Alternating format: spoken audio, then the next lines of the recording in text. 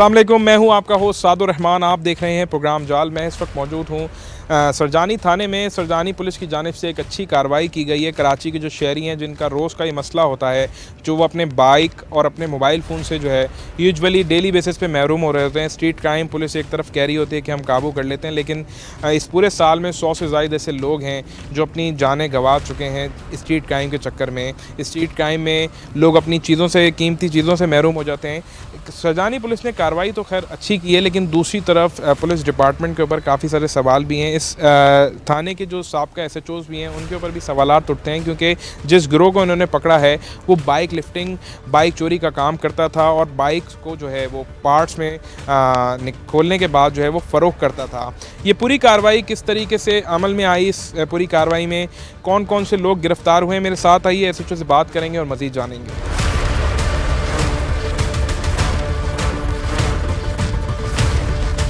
अच्छा, इस वक्त मेरे साथ एसएचओ सरजानी गुलाम हुसैन पीरज़ादा साहब मौजूद हैं।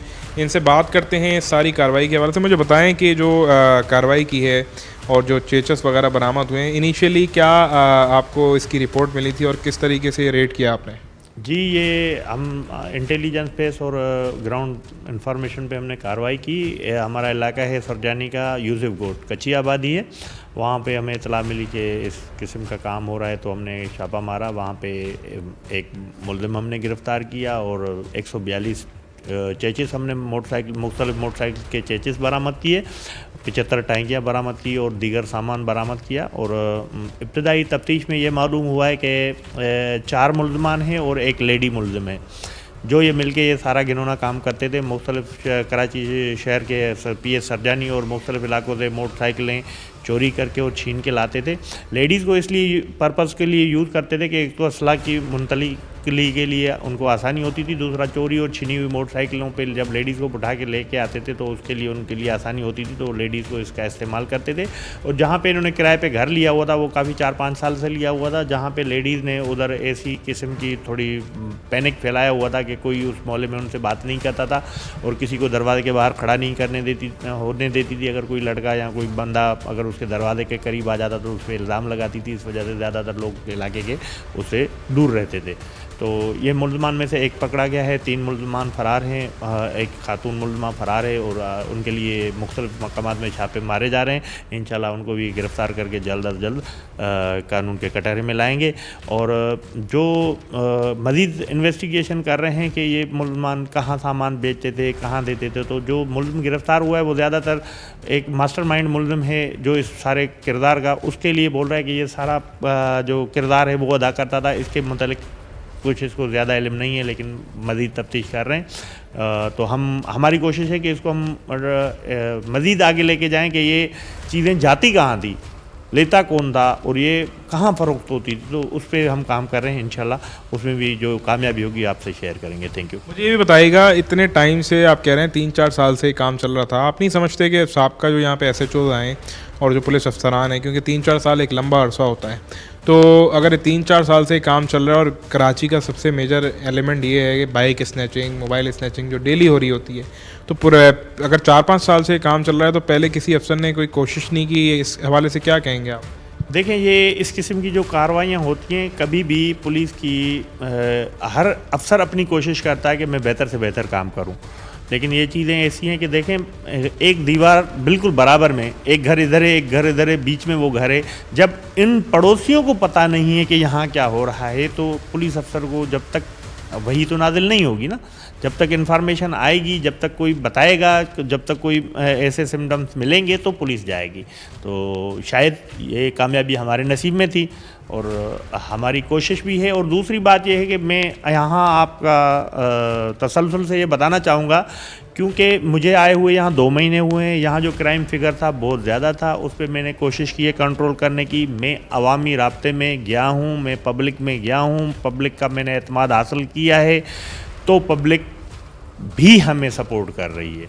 जब पब्लिक देखती है कोई अफसर काम कर रहा है तो पब्लिक उससे चीज़ें शेयर करती है और हो रही हैं। और आपके तसल्सल में फिर अपनी आवाम, अपनी पब्लिक सरजानी के लोगों से कहूँगा कि आप अपने इर्द गिर्द अगर कोई चीज़ देखते हैं, कहते हैं, समझ में आती है, वो आप निशानदेही करें, हम कार्रवाई करेंगे। हम आपके दोस्त हैं, हम आपके लिए हैं, जितना हम और आप मिलके कर इसको साफ़ कर सकते हैं करें। तो यही मेरा मैसेज है। अच्छा जी, इस कार्रवाई में जो गिरफ्तार मुलजिम है आसिफ, वो भी इस वक्त मेरे साथ है, इससे भी बात करूंगा। मुझे बताओ, ये जो सारी कार्रवाई है, बाइक जो चोरी करते थे, कितने अरसे से ये काम कर रहे हो तुम और तुम्हारे जो ग्रुप के सारे और मुलजिमान थे? ये 4-5 साल हो गए इस काम को करते हुए। तो कराची के किन किन इलाकों से बाइकें चोरी करते थे? ये यूपी हो गया, बाकी हफ्ता बाज़ार हो गया, रोडों पे से भी। क्या लाएमल होता था, किस तरीके से बाइक चोरी करते थे? मतलब अगर बाइक लॉक होती थी, स्टार्ट नहीं होती थी, तो किस तरह से करते थे चोरी? ये डायरेक्ट बाइक को भी करते थे, बाकी लोगों को खोलते थे। हमारा जो है इन्हें जो बड़ा है वो भी शार्ट है, बाकी वो पकड़ा आएगा तो बाकी वो सब बताएगा। बाकी लेकर आते थे घर में, बाकी इसको खोलते थे। कभी तुम्हें 3-4 साल में सरजानी पुलिस ने या रास्ते में इतने इलाकों से तुम बता रहे हो, जैसे यूपी से या दीगर आगे भी कहीं जाते हो, कि ज़रूरी थोड़ी है सिर्फ यूपी में, कभी पुलिस ने नहीं रोका? लेडीज़ साथ थी ना। तुम भी वही काम करते थे जो ऐसे गुलशन मेमार थाने में जो गिरोह ने एक समझ लीजिए एक टेक्निक यूज़ की कि फ़ीमेल घर की जो खातून है, अफसोस के साथ उसको इस्तेमाल किया।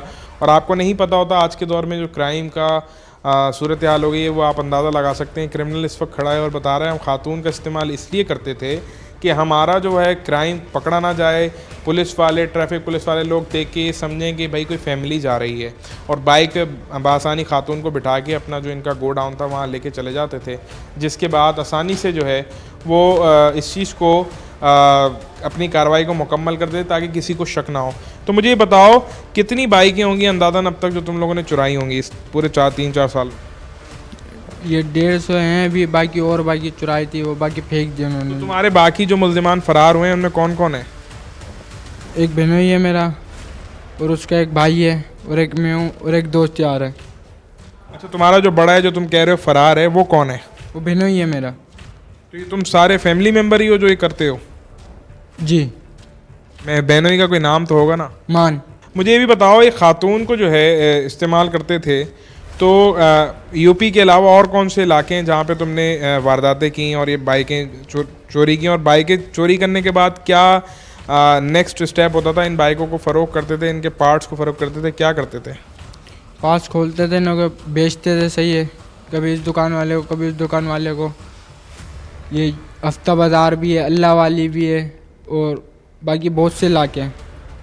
तो इन दुकानदारों में कबाड़ियों को बेचते थे या नॉर्मल ऐसी कौन ख़रीद लेता था तुमसे? मतलब अगर चेचस है जैसे या दीगर पार्ट्स हैं बाइक के, वो किस जगह पे बेचते थे? चीज़ है जिस तो नहीं बेचे, बाकी ये सामान वामान जो है ना ये बेचते थे। मुझे ये भी बताओ कि सामान जैसे तुम यहाँ से सेल आउट करते थे जिस तरह बता रहे हो, तो वो सामान आसानी से बिक जाता था? अच्छा, सिर्फ कराची की हद तक ही होता था या कराची से बाहर भी कहीं हब वब इधर उधर जाता था सामान? कराची की हद तक लगी, बाहर बाहर नहीं बेचा।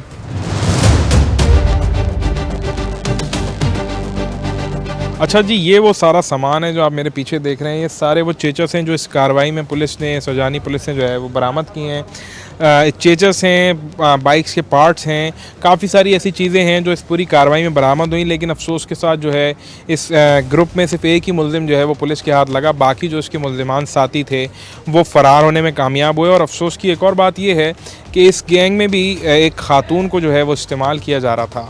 और अगर मैं ये कहूँ तो गलत नहीं होगा कि हमारे जो माजी के यहाँ साबका SHO रहे हैं या साबका SSP रहे हैं इस डिस्ट्रिक्ट के, ये कार्रवाई में एक इम्पॉर्टेंट चीज़ ये है कि ये काम इनका, जिस मुल्ज़िम से भी हमने बात की उसने ये कहा कि ये 4-5 साल से काम चल रहा था। 4-5 साल एक लंबा टेन्योर होता है, और इन 4-5 सालों में अगर ये इतनी आसानी से काम करे तो ये बहुत बड़ा सवाल है हमारी पुलिस के लिए भी।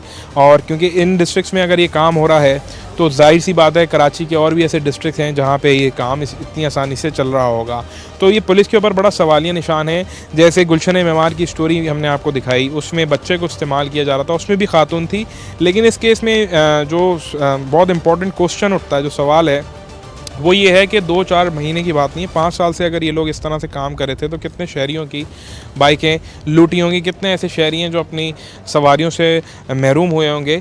इन दोनों केसेस पे हम जो है SSP वेस्ट तारिक इलाही मस्तोई साहब से भी बात करेंगे। मेरे साथ आइए और दोनों केसेस में तफसीली गुफ्तगू करेंगे। हम जाएंगे तारिक इलाही मस्तोई SSP वेस्ट जो हैं उनके पास। मेरे साथ आइए। डिस्ट्रिक्ट वेस्ट पुलिस की जानिब से दो बड़ी ज़बरदस्त कार्रवाइयाँ की गई, जिसमें दो ऐसे समझ लीजिए कि नेटवर्क्स हैं जिनको पकड़ा गया है। दो गिरोह हैं, एक गुलशन मेमार थाने में और एक सरजानी थाने में। मेरे साथ इस वक्त एसएसपी वेस्ट तारिक इलाही मस्तूरी साहब मौजूद हैं। इनसे इस हवाले से बात करेंगे और जानेंगे इन कार्रवाइयों के हवाले से। अस्सलाम वालेकुम sir. Thank you very much साहब। वालेकुम अस्सलाम। कैसे हैं आप? ठीक ठाक हैं? आप खैरियत से? सर सबसे पहले तो ये बताइएगा कि जो दो कार्रवाइयाँ हुई हैं, एक गुलशन मेमार में और एक सरजानी थाने में, किस तरीके से आपको इनिशियली इस चीज़ के हवाले से पता चला? और सबसे पहले तो मेमार की स्टोरी थोड़ी सी मुझे बताइएगा कि उसमें किन किन लोगों को गिरफ़्तार किया और किस तरीके से गिरफ़्तार किया गया। साथ बहुत शुक्रिया आपका। जैसे ही आपने अपने इंट्रो में भी बात की कि कराची शहर में दो चीज़ें पुलिस के लिए बहुत बड़ा चैलेंज हैं। एक तो स्ट्रीट क्राइम है जिसमें मोबाइल स्नैचिंग आ जाती है हमारी, जिसमें कैश स्नैचिंग या मगिंग जिसको आप कहते हैं वो आ जाती है। और सेकेंडली हमारे लिए जो मोस्ट इम्पॉर्टेंट चैलेंजिंग टास्क है क्राइम के हवाले से वो है व्हीकल थेफ्ट और व्हीकल स्नैचिंग का, जिसमें 4 व्हीलर्स भी आ जाते हैं और जिसमें 2 व्हीलर्स भी आ जाते हैं। 2 व्हीलर्स के ऊपर हमारा ज़्यादा फोकस इसलिए रहता है क्योंकि गरीब की सवारी है, मोटरसाइकिल, और कोई बंदा बड़ी मुश्किल से अपने लिए वो सवारी लेता है। बास टाइम पे आपने देखा होगा कराची की शाहराहों पे बहुत सारे लोग अपनी फैमिलीज़ के साथ मोटरसाइकिल्स पे बैठे होते हैं, बच्चों को स्कूल ड्रॉप करना, फैमिली की रिक्रिएशंस के लिए, और उनकी जमा पूंजी जो है ना उसमें होती है। तो अगर किसी गरीब आदमी का मोटरसाइकिल चला जाए तो वो बहुत ही तकलीफ दे अमल होता है उसके लिए। तो इस हवाले से अल्हम्दुलिल्लाह जब हमने चीज़ों को यहाँ पे देखा और मैंने डिस्ट्रिक्ट वेस्ट की कमांड संभाली तो ये दोनों इशू मेरे सामने भी जो है ना पहाड़ की तरह सामने आए। तो हमने इसके ऊपर अल्हम्दुलिल्लाह फोकस बेस जो है ना एक स्ट्रैटेजी अपनी डेवलप करी, उसमें हमने चीज़ों को देखना शुरू किया और उसके ऊपर हमने काम करना जब शुरू किया तो हमने कुछ गैंग्स आइडेंटिफाई किए। फिर हमने अपना जो डिफरेंट वारदातों के दौरान CCTV फुटेजेस कहीं पे हमारे पास अवेलेबल हुई थी तो हमने उन CCTV फुटेजेस को लिया, फिर हमने उनको बैक ट्रैक किया और बहुत सारे टेक्निकल एंगल्स को इसमें इन्वॉल्व करते हुए, टेक्नोलॉजी का सहारा लेते हुए जब हम आगे बढ़े तो उसमें हमें अल्लाह ने कामयाबी भी दी। और उसमें जो सबसे पहली हमें अल्लाह ने कामयाबी दी वो गुलशन मेमार के थाने में जो है ना हमने एक ऐसे गैंग को बस्ट किया कि जिसमें एक हमारे पास कंप्लेंट आती है कि मोटरसाइकिल चोरी हुआ है।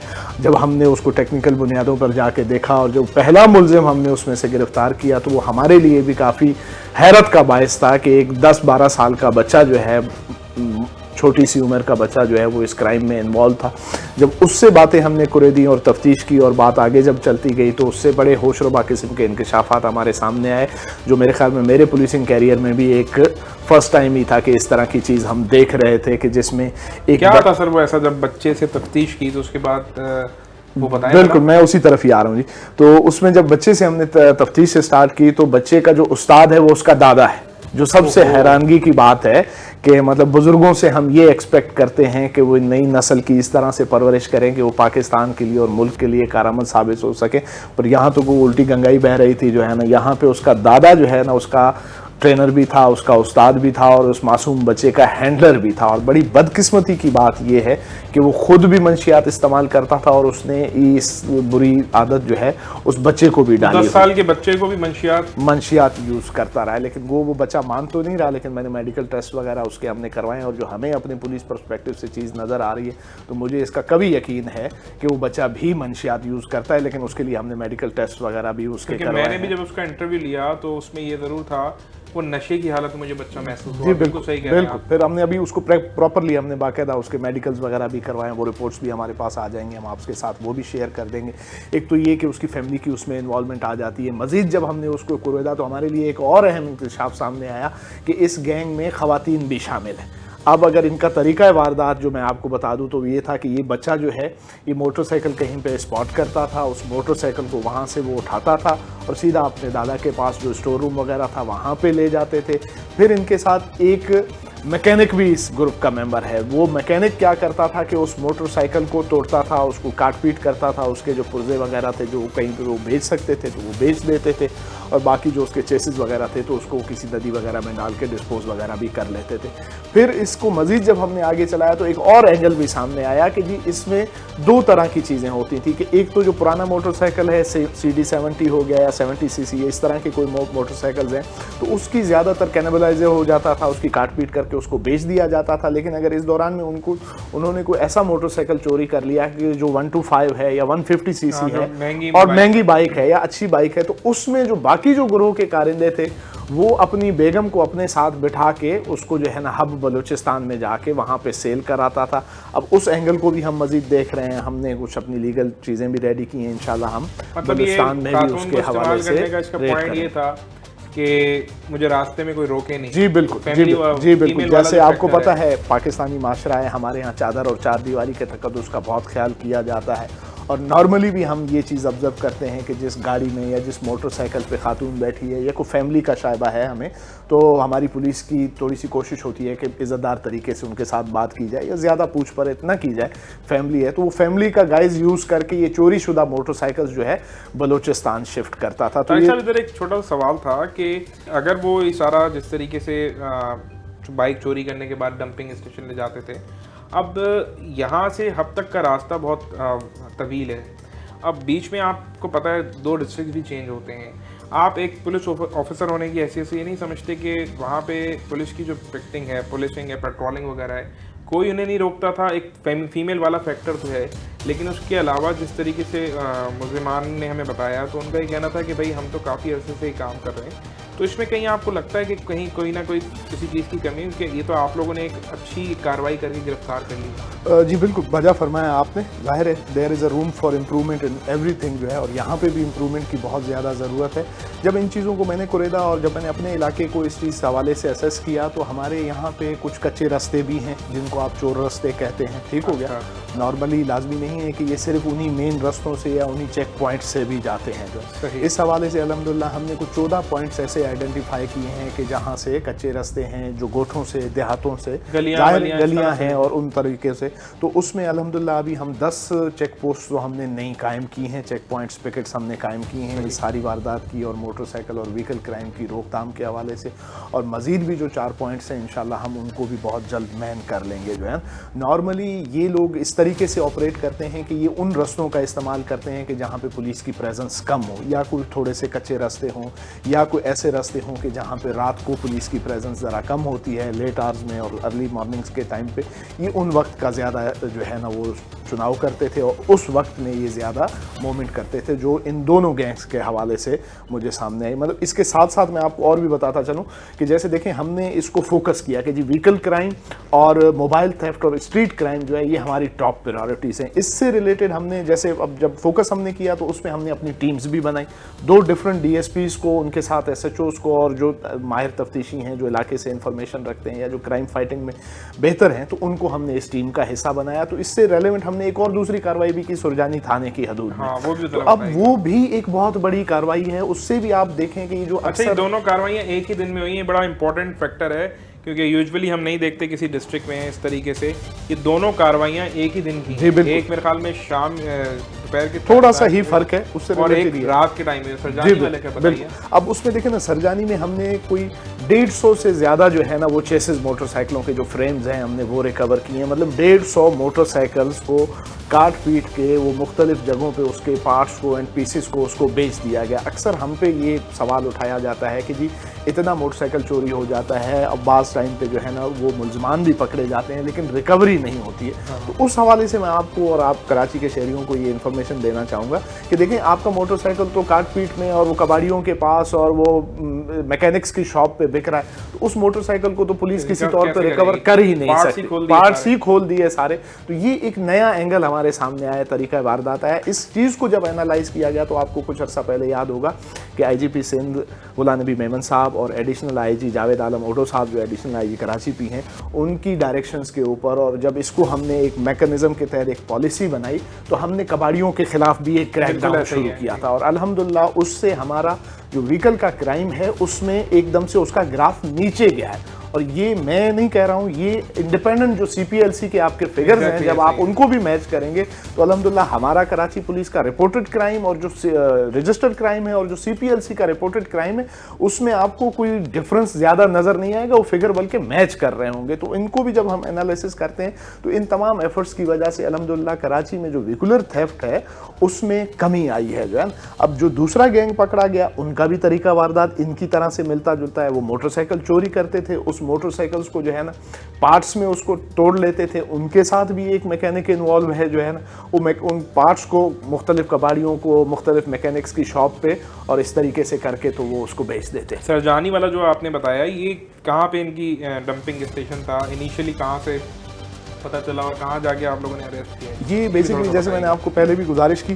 तो इसको जब हमने टारगेट किया और हमने फोकस करा कि जी, क्योंकि क्राइम में डेप्थ या क्राइम के आपके चार्ट में ग्राफ में कमी तब आती है जब आप टारगेटेड कार्रवाइयाँ करते हैं, आप उन लोगों को अरेस्ट करते हैं कि जिनके अरेस्ट करने से क्राइम के ऊपर कोई असर पड़ सके। जो जेन्युइन मुल्ज़िमान हैं, जब वो जेल में जाएंगे, कुछ अरसा गुजारेंगे वहाँ पे, उनकी चीज़ें बेहतर, उसका असर लामला हमारे एरिया पे भी पड़ेगा। तो ये जो सुरजानी का इलाका है, तो इसमें भी हमारे पास इंफॉर्मेशन आई कि एक यूसुफ कोट की कोई कच्ची आबादी है, वहाँ पे कुछ एक गोदाम है और वहाँ पे कुछ सस्पिशियस एक्टिविटीज़ हैं। तो ये हमारी जो अपनी इंटेलिजेंस ब्रांच होती है, तो उनकी तरफ से जब हमें इंफॉर्मेशन आई और जब हमने उसकी रैकी वगैरह की, तो उससे हमें पता लगा कि वहाँ पर मोटरसाइकिल आते हैं लेकिन मोटरसाइकिल बाहर नहीं निकलते। ओह, ये बड़ा इंपॉर्टेंट वन से एक मोटरसाइकिल चला गया तो मोटरसाइकिल उस घर से बाहर नहीं निकल रहा, तो वो गोदाम टाइप जगह थी। तो हमें क्लू मिला। हाँ, हमारे लिए ये एक पॉइंट था कि जी अगर एक चीज जा रही है तो वो बाहर क्यों नहीं आ रही है। तो उस पे हमने मजीद एक आध दिन जब रैकी की, तो हमें ये शक हो गया कि यार देयर इज समथिंग कि जिस पे हमें करना चाहिए। तो जब हमने वहां पे रेड किया तो अंदर जहानी कुछ और था,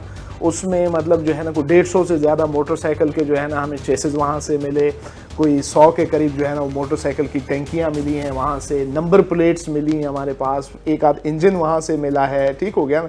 और मोटरसाइकिल्स की कुछ सीट्स हैं, जो नकारा स्टफ था वो उन्होंने वहीं पे रख दिया, बाकी जो चीज़ें वो बेच सकते थे वो उन्होंने चीज़ें उतार के वहाँ पे बेच दी। पार्ट्स की सूरत में मिली कोई साबुत प्रॉपर कोई बाइक? जी, प्रॉपर बाइक्स भी हमें मिली हैं। तकरीबन जो है ना हमारे पास 14 मुकम्मल मोटरसाइकिल मिले हैं और 150 के करीब जो है ना हमारे पास चेसेस आए हैं और उनके पार्ट्स और टैंकियाँ और नंबर प्लेट्स वगैरह, वो सारी चीज़ें उसमें हमें रिकवर हुई हैं। अच्छा, मुझे ये भी बताइएगा, अब जैसे ये गुलशन मेमार वाला हम केस डिस्कस करें, इसके जो गिरोह था, ये मेरे ख्याल में खातून को मिला के 5 लोग हैं और बच्चे को मिला के टोटल 6 होते हैं। जी हाँ। ये जो उसका दादा का रोल है, 7 मुल्ज़िमान अब हो गए। इसके दादा को भी हमने अरेस्ट कर लिया है। हाँ, वो दादा के हवाले से थोड़ा मास्टरमाइंड सा था। बताइएगा, क्योंकि उस बच्चे के से जब इंटरव्यू किया गया तो उस बच्चे का हर चीज़ में यही कहना था, और मैंने खुद उससे जब बात की तो वो बार बार ये कह रहा था हर चीज़ उसके दादा ने ही उसको बताई। आप क्या समझते हैं, क्योंकि उस ग्रुप के मुल्ज़िमान से जब बात की तो मुल्ज़िमान जितने उनमें उनके दादा उस वक्त नहीं थे, वो आप लोगों ने बाद में अरेस्ट किया। क्या समझते हैं इनके दादा के खिलाफ क्या होना चाहिए? भी एज पर कानूनी के हिसाब से बिल्कुल उसके खिलाफ भी कार्रवाई होनी चाहिए और बेसिकली इस तमाम चीज़ का वो मास्टरमाइंड है।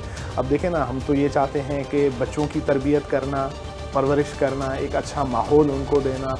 इस उम्र में जिस वक्त ये बच्चा मोटरसाइकिल चोरी कर रहा है, तो इस वक्त इसके हाथ में तो कलम और किताब होनी चाहिए। लेकिन बदकिस्मती ये है कि इसके अपने बुजुर्ग ही इसको इस मकरूह धंधे में डाल रहे हैं कि जहाँ से वो अपनी नशे की ये लत को पूरा कर सकें, अपनी जो उनकी ख्वाहिशात हैं, नफसानी ख्वाहिशात, उनको वो पूरा कर सकें, और उसकी बलि चढ़ा रहे हैं, उसकी भेंट चढ़ा रहे हैं वो इन मासूम बच्चों को। ये हम सब के लिए एक पैगाम भी है, हमें देखना भी चाहिए सर, कि इस हम कार्रवाई के बाद आपने कोई माइंड में कुछ प्लान किया कि अगर आपके डिस्ट्रिक्ट में कोई और ऐसा शख्स पकड़ा जाए या कोई ऐसी एक्टिविटी के हवाले से, क्योंकि ये तो एक केस है ना, क्या पता इस डिस्ट्रिक्ट वेस्ट के अंदर और इस तरह के कितने माँ बाप हों या बाप दादा हों जो अपने बच्चों से ये काम करा रहे हैं। उस हवाले से कुछ सोचा आपने कि बिल्कुल, ये मेरे लिए तो क्योंकि फॉर फर्स्ट टाइम मैं इस तरह का केस देख रहा था, लेकिन इंशाल्लाह हमने इस चीज़ को सामने रखा हुआ है और अब हम मज़ीद जब इस पे बैठेंगे तो हम कोशिश करेंगे कि जो भीख मांगने वाले बच्चे हैं इनको नज़र में रखा जाए, और फिर हम ईदी के साथ और बाकी जो फलाही इदारे हैं उनके साथ भी हम अब राब्ते में आएंगे और हम कोशिश करेंगे कि जो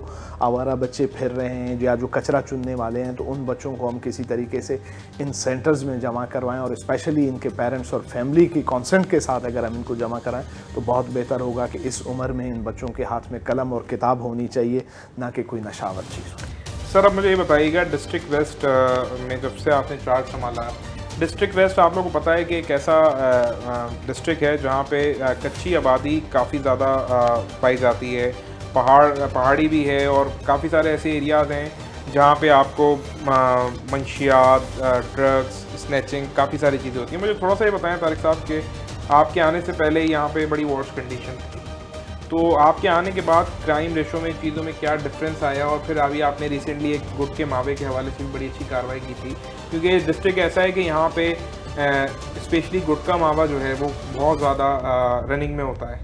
पुलिस की कंट्रोल के बावजूद भी काफ़ी सारे ऐसे हमारे गुटखा फरोश हैं जो कर रहे होते हैं सारा कुछ।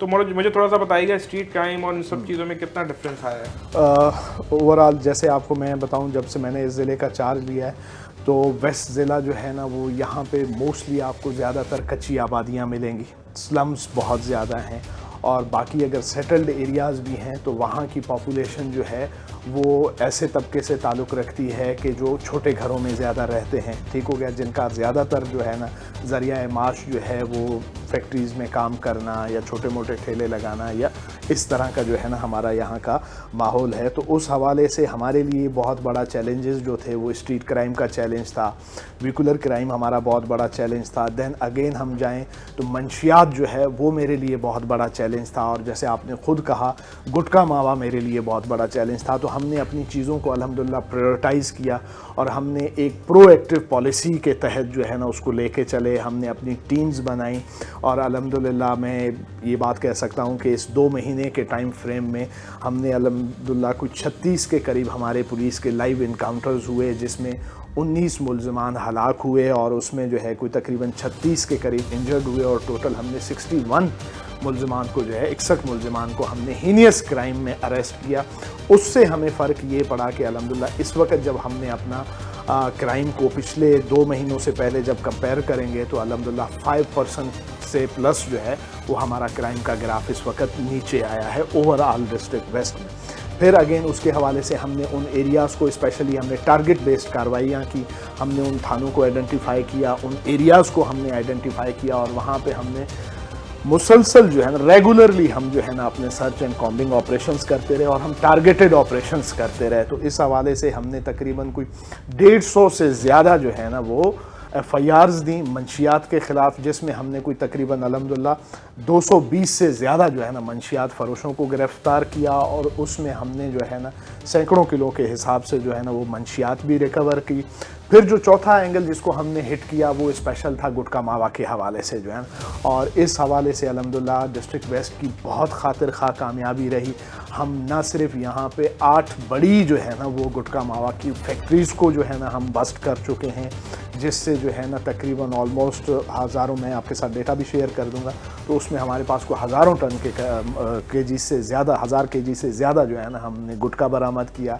उसके अलावा हमारी टारगेटेड कार्रवाइयाँ चलती रहीं, जिसमें हमने पिछले दिनों तकरीबन एक कार्रवाई में जो है कोई 8 मन के करीब जो है वो छालिया भी पकड़ी, जिसमें जो है जो गुटखा मावा में जाके अल्टीमेटली उसने यूज़ होना था। और उस हवाले से हमने अपनी लिस्ट प्रिपेयर की, जो एक्टिव हमारे यहाँ डीलर्स थे हमने टारगेटेड कार्रवाइयाँ करनी, क्योंकि मैं ज़ाती तौर पे ये समझता हूँ कि आपके क्राइम में डिफरेंस ही तब आता है जब आप टारगेटेड ऑपरेशंस करते हैं, आप उन जगहों पे जाके हिट करते हैं कि जहाँ पे एक्चुअल चीज़ें हो रही होती हैं और जो मरकज़ बने हुए होते हैं। तो हमने कोशिश ये की है इस 2 महीने के दौरान कि अल्हम्दुलिल्लाह ना सिर्फ हमने उन डेंस को तोड़ा है, बल्कि इसमें पब्लिक ने हमें ना सिर्फ अप्रिशिएट किया बल्कि हमारा साथ भी दिया जो है ना। मैं ज़िला वेस्ट की आवाम का बहुत मशहूर हूँ कि जिन्होंने हमारे साथ ताउन किया, और बहुत सारी जगहों पे जब हमारे ऑपरेशन स्टार्ट हुए, एक फैक्ट्री की निशानदही, मैं सोर्स का नाम तो नहीं ले सकता, लेकिन मुझे मेरे नंबर पे जो है ना कुछ शहरियों ने वहाँ पे मुझे इन्फॉर्मेशन दी, और जब हमने वो किया तो अल्हम्दुलिल्लाह अल्लाह ने हमें वो कामयाबी भी दी।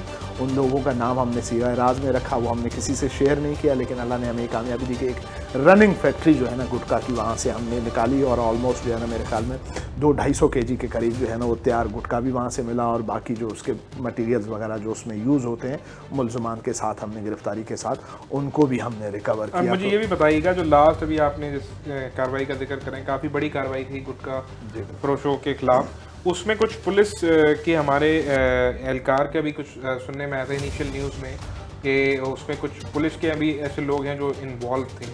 तो वो थोड़ा सा उस केस को भी बता दीजिएगा, जिसमें मेरे ख्याल में कोई 40 लाख समथिंग का कोई अमाउंट था जो अभी लास्ट आपने कार्रवाई की थी। तो वो बताइएगा उसमें कौन कौन से आपके लोग भी मुलव्विस थे, और जिस गिरोह को पकड़ा था उसकी क्या थी, वो थोड़ी सी डिटेल भी। अनफॉर्चुनेटली बड़ी बदकिस्मती की बात है, जहाँ पे अच्छे लोग होते हैं वहाँ पे चंद एक काली भेड़ें भी होती हैं, और उसकी वजह से महकमा पुलिस की बड़ी बदनामी भी होती है। लेकिन हमारी ये कोशिश रहती है कि आवाम की जान और माल और तहफ़्फ़ुज़ के लिए हम नेक नीयती से जिस हद तक जा सकते हैं, जो एफर्ट्स अपने तौर पे कर सकते हैं हम वो कर रहे हैं। तो इसमें हमने सज़ा और जज़ा का बड़ा क्लियर कट जो है ना वो एक रखा हुआ है कि उस शख्स के लिए कोई माफ़ी नहीं है जो इन घिनौने धंधों में इन्वॉल्व है। वो जब हमने रेड वगैरह किया और अपने तौर पे मैंने उसको इंक्वायर किया तो बदकिस्मती के साथ मुझे ये कहना पड़ रहा है कि उसमें हमारे कुछ पुलिस अफसरान की उसमें शमूलियत थी, तो उनके ख़िलाफ़ अल्हम्दुलिल्लाह ना सिर्फ हमने महकमाना कार्रवाई की, उनके ऊपर इस वक्त इंक्वायरीज़ भी चल रही हैं और वो लोग सस्पेंड भी हैं जो है। सर अब मुझे ये बताइएगा एट दी एंड क्या मैसेज देना चाहेंगे डिस्ट्रिक्ट वेस्ट की पुलिस को, और ये भी बताइएगा कि आपको चैलेंजेस क्या फेस हो रहे हैं डिस्ट्रिक्ट में रहते हुए, क्योंकि जाहिर सी बात है हमने क्राइम की भी बात की, साथ साथ जो अभी आपने कार्रवाई की इससे उम्मीद है कि काफ़ी सारे जो हमारी स्नैचिंग है, बाइक स्नैचिंग में भी फ़र्क आएगा, क्योंकि इनका जो नेटवर्क है जिस तरीके से आपने बताया वो इसी तरीके से चलता था कि बाइक उठा के चोरी करते थे, फिर उनको पार्ट्स की सूरत में जाके जो है वो फ़रोख्त कर देते थे।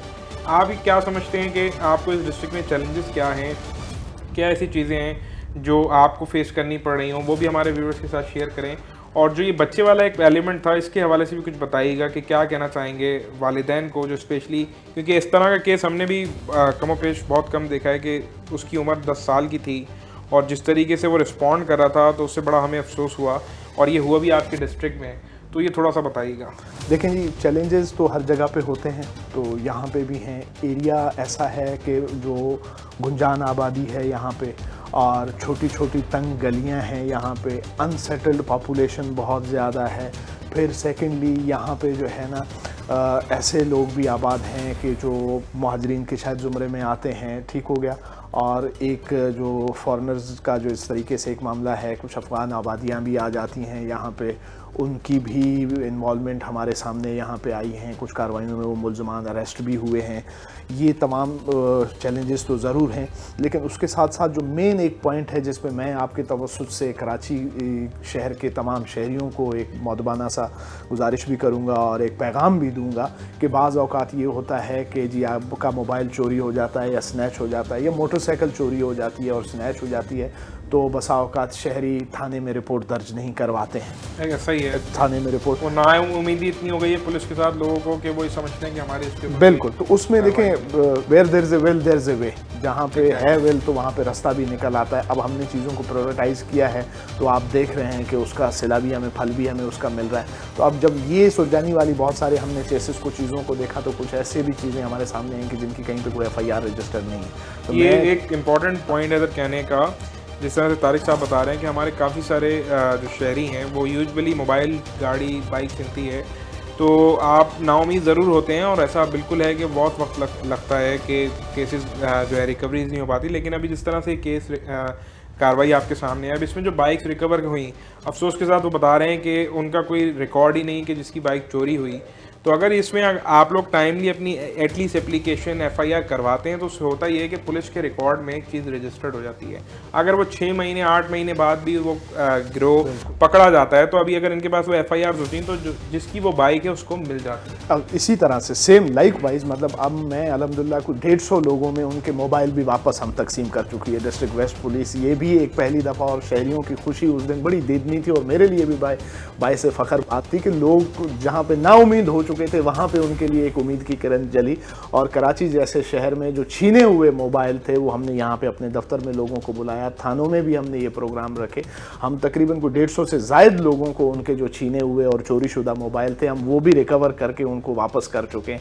तो अब जब हमारे पास रिपोर्ट होगी, क्योंकि मैं एक बात का बहुत कायल हूँ कि पुलिस और आवाम साथ साथ हैं, जब तक पुलिस और आवाम यकजान दो कालिब नहीं होंगे उस वक्त तक अमन अमान बरकरार रखना खाली पुलिस के लिए बहुत मुश्किल हो जाता है। तो आप सबसे ताउन की दरख्वास्त है कि खुदा ना करे, कि अल्लाह ना करे, अगर बदकिस्मती से आपका कोई मोबाइल चोरी हो जाता है या स्नैचिंग हो जाती है या फिर कि मोटरसाइकिल चोरी हो जाता है या स्नैचिंग हो जाती है, तो उस हवाले से आप तमाम दोस्त अहबाब से और कराची के शहरियों से बिलखसूस ये मेरी दरख्वास्त होगी कि वो ज़रूर थाने में आएँ, अपनी FIR रजिस्टर करवाएँ, अपनी CPLC में उसकी एंट्री करवाएँ। एटलीस्ट हमारे पास उसका डेटा बैंक आ जाता है। एक ना एक दिन चोर ने ज़रूर पकड़े जाना होता है, जो है ना, बिल्कुल पकड़े जाना होता है। लेकिन जब चीज़ें रिकवर होंगी तो हमारी कोशिश ये होगी कि वो चीज़ें उनके असल मालिकान तक वापस पहुंचनी चाहिए। और सेकेंडली जो दूसरी बात आपने कही वो भी बहैसियत पुलिस अफसर मैं तमाम वालिदैन से रिक्वेस्ट करूँगा कि खुदारा अपने बच्चों की एक्टिविटीज़ के ऊपर नज़र रखें। आजकल के दौर में पेरेंटिंग बहुत डिफरेंट हो गई है और बहुत डिफ़िकल्ट भी हो गई है। बाज़ औक़ात मोबाइल्स, आईपैड्स और डिफरेंट किस्म की स्क्रीन्स और गेम्स यूज़ करते हुए हमें ये नहीं पता होता कि हमारे बच्चे क्या देख रहे हैं, किन के साथ राब्ते में हैं, क्या सीख रहे हैं या क्या लर्न कर रहे हैं या क्या अनलर्न कर रहे हैं। तो इस हवाले से मेरी तमाम वालिदैन से भी यही रिक्वेस्ट होगी कि खुदारा अपने बच्चों के ऊपर नज़र रखें, उनकी स्क्रीन्स के ऊपर नज़र रखें, जो गेम्स वो खेल रहे हैं उसके ऊपर नज़र रखें, देखें कि वो क्या सीख रहे हैं। बेसिक परवरिश करना, ये बंदा अखलाक, अदब, तहज़ीब हर चीज़ अपने घर से लेके निकलता है जो है ना। तो हम अगर अपने बच्चों की बेहतर परवरिश करेंगे तो एक अच्छी कौम बनाने में हम कामयाब होंगे। वरना बदकिस्मती के साथ जैसे ये बच्चे का केस आप मेमार का देख रहे हैं, तो इस तरह के मामलात हमारे सामने आते रहेंगे। और अगर हमारी नौजवान नस्ल इस डगर पे चल पड़ी है तो फिर कराची पुलिस का शायद शहर में अमन कायम करने का जो ख्वाब है शायद ख्वाब ही ना रह जाए। लेकिन अल्लाह खैर रखेगा, हम बहुत पुरुमीद हैं, नेक नियति के साथ अपनी एफ़र्ट्स कर रहे हैं और इंशाल्लाह जो है ना, आज भी जो कराची शहर का अमन बरकरार है वो कराची पुलिस का, रेंजर्स का और दीगर लॉ इन्फोर्समेंट एजेंसीज़ की एक कुर्बानियों का नतीजा ये है कि हम इस शहर में जहाँ पे कभी इतने मामलात होते थे तो आज अल्लाह का शुक्र है वहाँ पे एक्सपो भी हो रहा है, वहाँ पे डिफरेंट किस्म की कल्चरल और दूसरी एक्टिविटीज़ भी हो रही हैं। तो इंशाल्लाह कराची पुलिस और बिलखसूस वेस्ट पुलिस हम वक्त अपनी इस कोशिश में रहेगी कि हम अपनी शहरियों की जान, माल और इज़्ज़त के तहफ़्फ़ुज़ के लिए जो मुमकिन तौर पर कर सकते हैं इंशाल्लाह उसमें कोई कमी नहीं होगी। Thank you so much for your time Tariq साहब। मैं भी ये कहना चाहूँगा कि हमारे जो वालिदैन हैं उनका बहुत इंपॉर्टेंट रोल है और ये केस सिर्फ एक केस नहीं है, ये एक उस बच्चे की कहानी है जो पूरे शहर के तमाम डिस्ट्रिक्ट के जो SSPs हैं, हमारे तमाम पुलिस अफसरान जो हैं, उनके लिए भी एक समझ लीजिए इंडिकेशन है कि ऐसे पता नहीं कराची के और कितने इलाके होंगे जहाँ पे इस तरह से इन बच्चों को यूटिलाइज़ किया जा रहा होगा, जराइम की वारदातें उनसे करवाई जा रही होंगी। तो मेरी भी एक पर्सनल रिक्वेस्ट होगी एडिशनल IG कराची जावेद आलम उर्दू साहब से भी और IG सिंध गुलाम नबी मेमन साहब से भी कि इसके ऊपर भी आप लोगों को चाहिए कि एक हिकमत अमली बनाएं, क्योंकि वो बच्चा 10 साल उसकी उम्र और ये बच्चे को इसलिए ज़्यादा हाईलाइट किया जा रहा है कि वैसे तो यूजुअली जो पुलिस मुकाबले होते हैं या स्ट्रीट क्राइम में जो मुल्ज़िमान सामने आते हैं वो पेशावर किस्म के, एक्सपर्ट किस्म के क्रिमिनल्स होते हैं, उनका क्रिमिनल रिकॉर्ड भी होता है, तो वो माजी में भी वारदातें करते रहते हैं। लेकिन इस बच्चे की कहानी से ये चीज़ सामने आती है कि हमें सिर्फ इस बच्चे की कहानी पे नहीं रुकना चाहिए, स्पेशली हमारी सिंध पुलिस को, कराची पुलिस को, और भी ऐसा देखना चाहिए कि कराची के कौन कौन से इलाके हैं जहाँ पे क्या पता